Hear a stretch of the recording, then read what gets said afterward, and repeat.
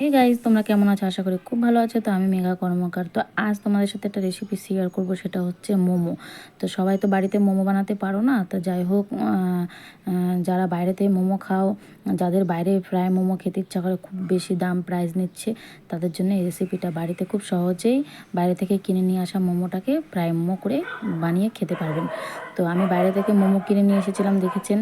তো চাটনি রয়েছে, তার সাথে আমি এখানে নিয়ে নিয়েছি একটু পেঁয়াজ আর শসা কেটে নিয়েছি। তো এখানে নিয়েছি হলো, সবার প্রথমে কড়াই বসিয়ে দিয়েছি, তারপরে কড়াইতে একটু সামান্য তেল দিয়ে দিয়েছি, তারপরে মোমোগুলো আমি ছেড়ে দিয়েছি। তো মোমোগুলো হালকা ভাজা হতে হতে শসাটা আর পেঁয়াজটা কুচি কুচি করে কেটে নিয়েছিলাম, সেটা দিয়ে দিয়েছি। দেওয়ার সাথে সাথে একটু হালকা ফ্রাই করে নিয়েছি। ফ্রাই করার সাথে সাথে বাইরে থেকে যে নিয়ে আসা আমার ঝাল চাটনিটা ছিল, সেটাও দিয়ে দিয়েছি। তো সেটা দিয়ে দেওয়ার সঙ্গে হালকা করে আবার নেড়ে চেড়ে নিয়ে তারপর আমি এখানে দিয়ে দেবো টমেটোর সস। তো দেখতে পাচ্ছ আমি এখানে কিষান টমেটোর সসটা নিয়েছি।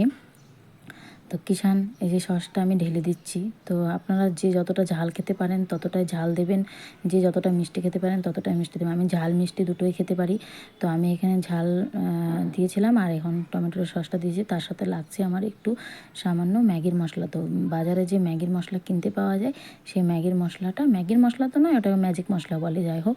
তো এখানে আমি প্যাকেটটা দেখিয়েছি, তো সেই প্যাকেট থেকে হালকা করে একটু মশলা ছিটিয়ে দেবেন চারিদিকে।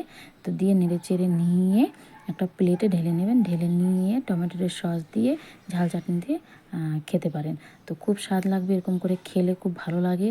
গাইস, একবার ট্রাই করে দেখুন, ভালো লাগলে লাইক কমেন্ট শেয়ার সাবস্ক্রাইব করে দিবেন, আর অবশ্যই কমেন্টে জানাবেন।